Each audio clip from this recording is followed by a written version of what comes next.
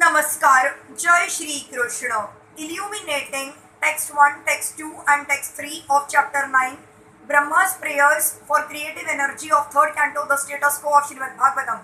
Text 1, Brahmo Vacha, Jato Asi Me Adya Suchiram Nanu Deha Bhajam Na Jayate Bhagavato Gvatir Iti Avadyam Nanyat Tvada Asti Bhagvana Apitana Na Shuddham Maya Guna Vyakti Karad Yada Urur Vibhasi. Lord Brahma said, O my Lord, today after many years of penance, I have come to know about you. Oh, how unfortunate the embodied living entities are that they are unable to know your personality. My Lord, you are the only knowable object because there is nothing supreme beyond you. If there is anything supposedly superior to you, it is not the absolute. You exist as the supreme by exhibiting the creative energy of matter. The highest peak of the ignorance of the living entities who are conditioned by material bodies is that they are unaware of the supreme cause of the cosmic manifestation. Different people have different theories regarding the supreme cause, but none of them are genuine. The only supreme cause is Vishnu, and the intervening impediment is the illusory energy of the Lord. The Lord has employed his wonderful material energy in manifesting many wonderful distractions in the material world, and the conditioned souls, illusioned by the same energy, are thus unable to know the supreme cause. The most stalwart scientists and philosophers therefore cannot be accepted as wonderful. They only appear wonderful because they are instruments in the hands of the illusory energy of the Lord. Under illusion, the general mass of people deny the existence of the Supreme Lord and accept the foolish products of illusory energy as supreme. One can know the supreme cause, the personality of Godhead, by the causeless mercy of the Lord, which is bestowed upon the Lord's pure devotees like Brahma and those in his disciplic succession.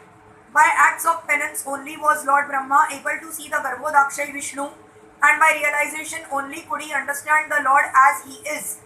Brahma was extremely satisfied upon observing the magnificent beauty and opulence of the Lord, and he admitted that nothing can be comparable to him. Only by penance can one appreciate the beauty and opulence of the Lord, and when one is acquainted with that beauty and opulence, he is no longer attracted by any other. This is confirmed in Bhagavad Gita 2.59, Param Drushtava Nivartate. Foolish human beings who do not endeavor to investigate the supreme beauty and opulence of the Lord are here condemned by Brahma. It is imperative that every human being try for such knowledge, and if anyone does not do so, his life is spoiled. Anything that is beautiful and opulent in the material sense is enjoyed by those living entities who are like crows. Crows always engage in picking at rejected garbage, whereas the white ducks do not mix with the crows. Rather, they take pleasure in transparent lakes with lotus flowers surrounded by beautiful orchids.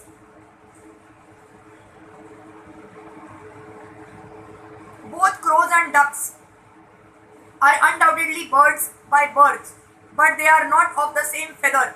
Text 2. Rupam yada etada avabodha rasodayen shashavan nivrutta tamasaha sada anugrahaya adau gruhitam avatara shataika bijam yananabhi Padma Bhavanada Aham Avirasam.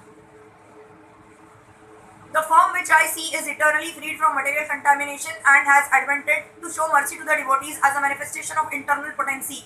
This incarnation is the origin of many other incarnations, and I am born from the lotus flower grown from your navel home. The three deities Brahma, Vishnu and Maheshwara Shiv, the executive heads of the three modes of material nature, passion, goodness and ignorance, are all generated from Garbhodakshay Vishnu, who is described here in Brahma. From the Shirodakshay Vishnu, many Vishnu incarnations expand at different ages in the duration of the cosmic manifestation. They are expanded only for the transcendental happiness of the pure devotees. The incarnations of Vishnu who appear at different ages and times are never to be compared to the conditioned souls. The Vishnu Tattvas are not to be compared to deities like Brahma and Shiv, nor are they on the same level. Anyone who compares them is called Pakhandi or infidel. Tamasaha mentioned herein is the material nature, and the spiritual nature has a completely separate existence from Tamaha. Therefore, spiritual nature is called Avabodha Rasa or Avarodha Rasa. Avarod means that which completely nullifies. In the transcendence, there is no chance of material contact by any means.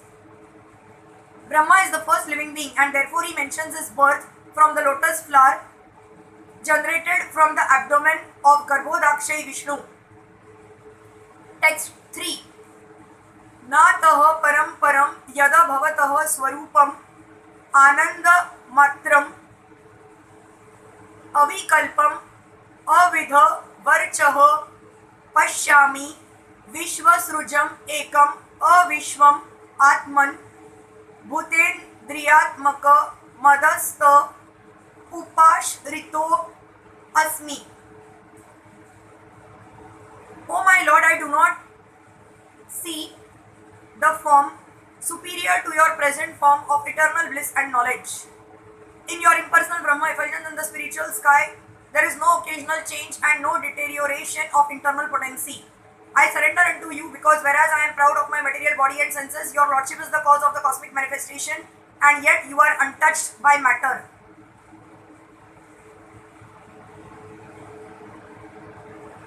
As stated in Bhagavad Gita 18.55, Bhaktya Mam Abhijanati Yavan Yash Chasmi Tattvataha. The Supreme Personality of Godhead can only be partially known and only by the process of devotional service to the Lord. Lord Brahma became aware that the Supreme Lord Krishna has many eternal blissful forms of knowledge. He has described such expansions of the Supreme Lord Govinda in his Brahma Samhita 5.33 as follows. Advaitam Achyutam Anadim Anantarupam Adyam Purana Purusham Nava Yauvanam Cha Vedeshu Durlabham Adurlabham Atma Bhaktau Govindam Adi Purusham Tama Aham Bhajami. I worship Govinda, the primeval Lord, who is non-dual and infallible. He is the original cause of all causes, even though he expands in many forms. Although he is the oldest personality, he is ever youthful, unaffected by old age. The Supreme Personality of Godhead cannot be known by the academic wisdom of the Vedas. One has to approach the devotee of the Lord to understand him. The only way to understand the Lord as he is by devotional service to the Lord, or by approaching the devotee of the Lord who always has the Lord in his heart. By devotional perfection, one can understand that the impersonal Brahma Jyoti is only a partial representation of the Supreme Personality of Godhead, Lord Krishna, and that the three Purusha expansions in the material creation are his plenary portions. In the spiritual sky of the Brahma Jyoti, there is no change of various kalpas or millenniums, and there are no creative activities in the Vaikuntha worlds. The influence of time is conspicuous by its absence. The rays of the transcendental body of the Lord, the unlimited Brahma Jyoti, are undeterred by the influence of material energy. In the material world also, the initial creator is the Lord himself. He brings about the creation of Brahma, who becomes a subsequent creator empowered by the Lord. Hare Krishna.